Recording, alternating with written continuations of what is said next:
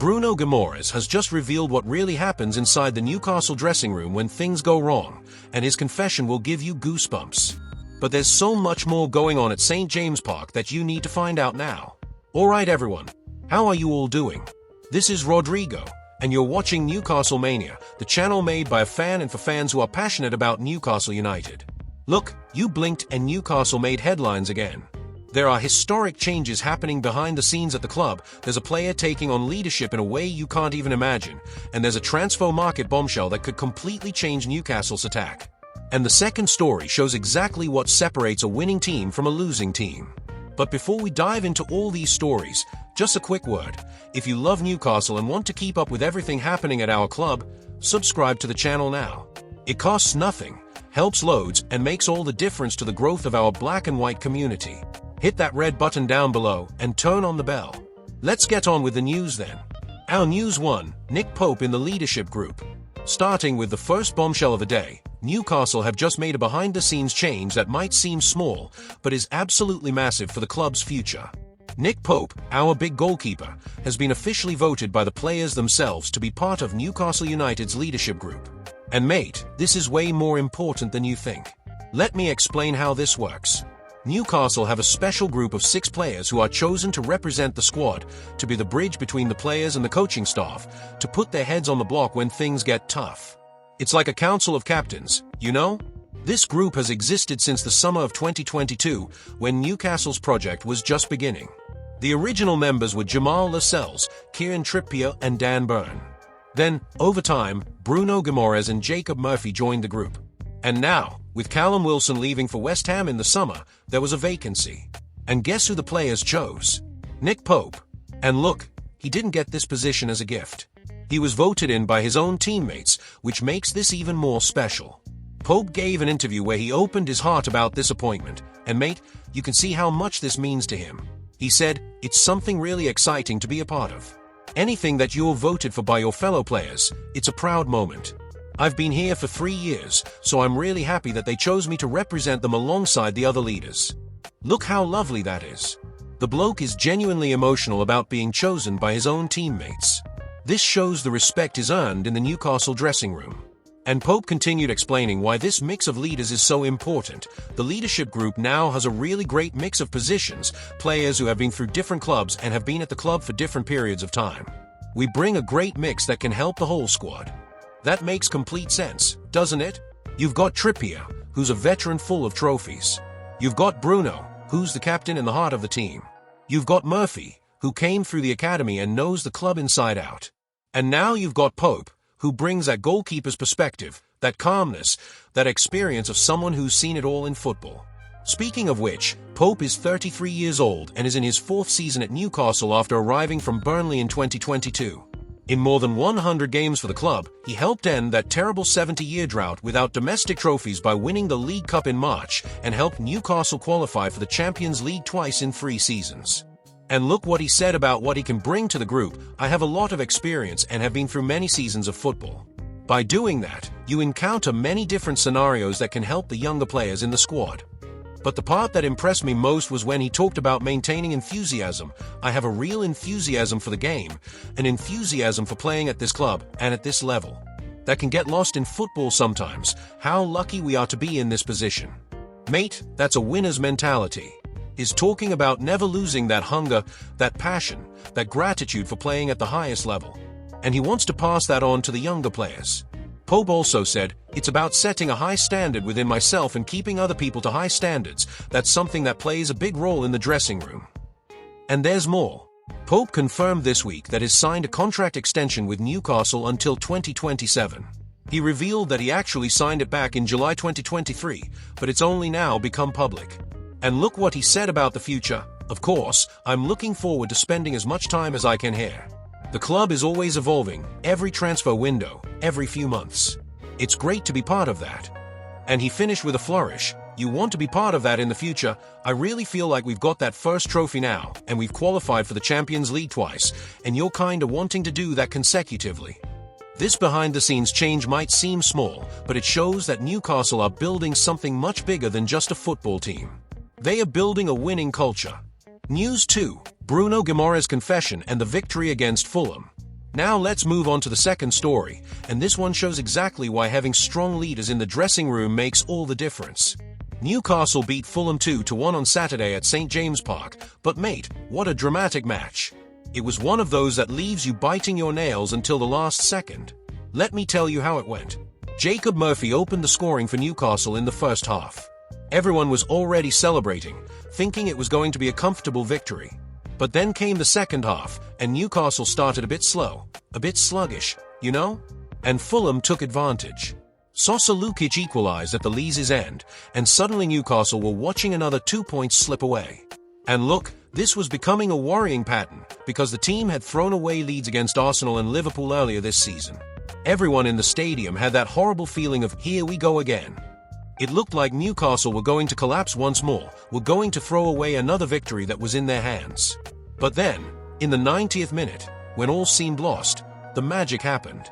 William Ojala shot, goalkeeper Bernd Leno parried it, and who was there, in the right place at the right time? Bruno Guimaraes. The captain smashed it home and St James Park exploded. It was that type of goal that makes you jump off the sofa, scream, hug everyone around you. Newcastle had turned the game around in the last minute and secured 3 vital points. The confession that gives you goosebumps. And now comes the part that will give you goosebumps. Bruno Guimaraes gave an interview after the victory where he opened up about what really happens in Newcastle's dressing room. And his honesty is simply brutal. First, the captain admitted that he nearly cost the team the victory. That's right, you heard that. He openly said that he missed a header in the second half in front of the Gallowgate end and was ready to take full responsibility for dropping 2 points. Bruno said word for word, I wanted the ground to swallow me up when I missed that header in the second half, but I wanted to put myself in a position to give myself a chance where I wouldn't miss. Look at this bloke's mentality. Instead of hiding after missing that chance, he went out there and put himself in position to score the winning goal. That's what separates great players from ordinary players. But the most incredible part came when he talked about the accusation that Newcastle are a soft team, a weak team, a team that crumbles under pressure. Bruno said he hopes that dramatic victory against Fulham proves that Newcastle are no longer like that. He explained, it was a special moment to score at the end because we were punished in that way against Liverpool and Arsenal. We suffered at the end of games, but against Fulham, it was our turn to find a way to win. And he continued, I'm really happy. I feel the complete opposite, because those were soft goals against those teams. Mate, do you realize what he's saying? He's admitting that Newcastle had been soft, had been giving games away at the end. But now they've turned the game around, literally. The dressing room revelation. And now comes the most emotional part of the whole interview. Bruno revealed what happens in the dressing room when things go wrong versus when they go right. And this shows exactly the difference between winning and losing. Bruno said, we were at each other's throats after Liverpool and Arsenal, but after Fulham we just wanted to hug each other. It was a really happy moment for everyone. Mate, do you understand the difference? After the defeats to Liverpool and Arsenal, the players were arguing with each other, discussing, demanding from each other in a negative way. But after the victory against Fulham, even without playing well, everyone was hugging each other, celebrating together. And look at this, Bruno revealed that music was playing loudly in the dressing room after the victory. That atmosphere completely different from the previous defeats. This shows maturity, shows evolution, shows that this team is learning to win even when they don't play well. And that's the mark of a championship team. Bruno also talked about his evolution as a player. He revealed that the coaching staff asked him to get into the box more this year, and the numbers show it's working. Last season, it took him until December to score his first goal, and he finished with 5. This season, he already has 3 goals, and we haven't even reached December yet. I'm smelling the goal more this season, said Bruno. So I was in the right place at the right time. And there was an absolutely beautiful moment when he talked about scoring that goal. It was a lovely moment for me to score in front of the Gallowgate end. My whole family was there. Wife, kids and parents. So we're going to have a good night. Imagine the emotion. The bloke nearly cost the victory, redeemed himself with the goal in the last minute, in front of the fans he loves, with his whole family in the stadium watching. These are the moments we never forget. But Bruno didn't just stay with the celebrations. He's already eyeing the next challenge, defending the League Cup title against Tottenham. And look what he said, this was proof that this team will fight until the end. We won't give up on anything for this club. And he continued, Tottenham is a really, really big moment. We won the League Cup last season to make history. On Monday, we start to focus on Spurs. Now we're going to enjoy this one. We know there's a big game coming. And he finished with that characteristic humility. I hope we can sleep 8 hours. Mate, that's leadership. That's passion. That's what makes Newcastle United special. Bruno isn't just playing football. He's bleeding black and white. He's living and breathing this club. News 3. Newcastle eyeing £87 million striker and defensive reinforcements. And now we come to the main story, the one that could completely change the future of Newcastle's attack. Prepare yourself because this is a bombshell. According to reports coming from Portugal this weekend, Newcastle United are keeping an eye on Samu Agahoua, the young FC Porto striker. And mate, this lad is simply sensational. Who is Samu Agahoua? Let me tell you who this phenomenon is. Samu is just 21 years old and is tearing it up at Porto. Last season, the bloke scored 25 goals in all competitions. That's right, 25 goals at just 20 years of age. And look, he's not only attracting Newcastle's attention. Arsenal and Tottenham are also keeping an eye on him. So it's a battle between Premier League giants for this young Spanish talent. Porto have already realized they've got a gem on their hands and aren't going to make it easy. They've inserted a release clause of £87 million in his contract. That's what you heard, £87 million. And there's more. Atletico Madrid, Samu's former club, own 50% of his economic rights, so Porto need to protect themselves. The numbers are impressive. And look at this season's numbers. Samu already has 8 goals scored. And in total in his professional career, at just 21 years old, he's already found the net 45 times. The lad has even made his debut for the Spanish national team, having 3 caps for the national side. The talent just keeps coming. Last week, several scouts from English clubs went to the City ground to watch Porto's match against Nottingham Forest in the Europa League. Porto lost 2-0, and it wasn't Samu's best night in front of his admirers, but that hasn't changed anything. The interest remains strong. Why does Newcastle need him? Look, the report even mentions that Newcastle already have attacking options. Nick Woltemade, Yoane Wissa and Anthony Gordon can all play as centre-forward. But here comes the important but. Wissa got injured early at Newcastle, and both Woltemade and Gordon are having their minutes carefully managed by Eddie Howe. This shows that the team needs more firepower, needs more attacking options. And mate, imagine having Samu Agahoua at Newcastle. A 21-year-old lad who's already proven he knows how to score goals by the bucket load, who's on a meteoric rise, who already plays for the Spanish national team. It would be an investment not just in the present, but mainly in the club's future. But there's more. Defensive reinforcements too. And it doesn't stop there. Newcastle are also eyeing defensive reinforcements, and the targets are top quality. First, there's Hayden Hackney, from Middlesbrough. It's not the first time Newcastle have been linked with him. The lad is 23 years old and plays as a midfielder. Even Manchester United have looked at him this year. Hackney was born in Redcar and is shining at Middlesbrough, a team that's fighting to get promoted to the Premier League. He has 2 more years on his contract and last summer rejected a move to fellow championship side Ipswich Town. People close to him say that if he's going to leave his local club, it has to be for the chance to play at the top level of English football. And here comes the interesting detail. Hackney could be a perfect addition to that leadership group we just talked about.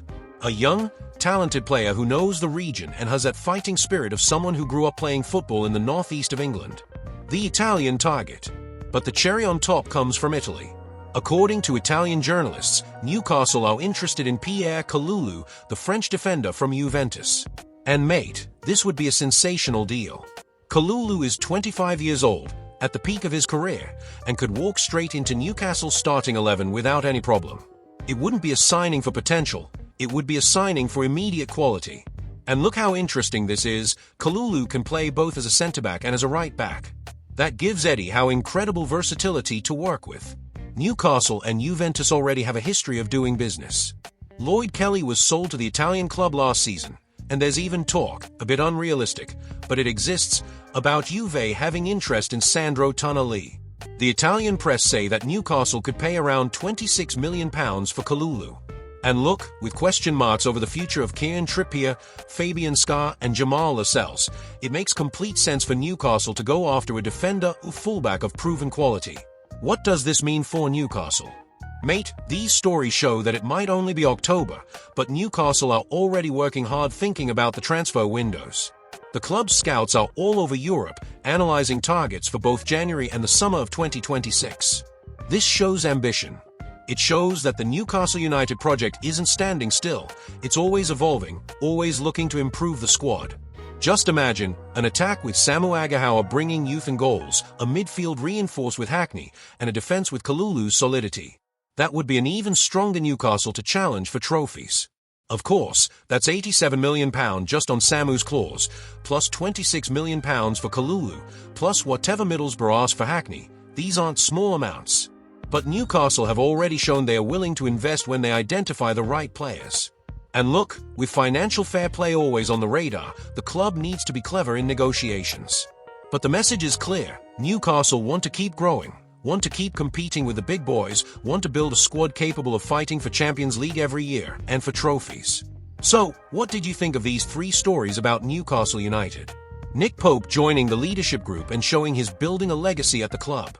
Bruno's honest confession about what really happens in the dressing room, revealing the difference between victories and defeats. And this transfer market bombshell with Samu Agahawa, Hayden Hackney, and Pierre Kalulu on the radar. This is the type of content that shows Newcastle are evolving on all fronts. On the pitch with true leaders, in the dressing room with a winning mentality, and behind the scenes with scouts working to bring the best talent to St. James Park. If you enjoyed this video, don't forget to leave your like down below. It helps loads for the channel to grow and reach more Newcastle fans around the world. If you're not subscribed yet, hit that red button now and turn on the bell so you don't miss any hot news about our club. And tell me in the comments, what did you think about Nick Pope joining the leadership group? Did you feel that emotion with Bruno's goal in the last minute? And what did you think about his honesty about the dressing room behind the scenes? Do you think Newcastle should pay £87 million for Samu Agahawa? Which of these 3 transfer targets do you think is most important, Samu, Hackney, or Kalulu? Leave your opinion down below because I read all the comments. Share this video with that mate of yours who's also a Magpie and needs to know about everything that's going on. Especially that part about Bruno revealing what happens in the dressing room, and these transfer market bombshells. This is pure gold content. Thanks so much for staying with me until the end. I'm Rodrigo, this was Newcastle Mania, and I'll see you in the next video with more news about our beloved Newcastle United. Hoey the lads. See you next time.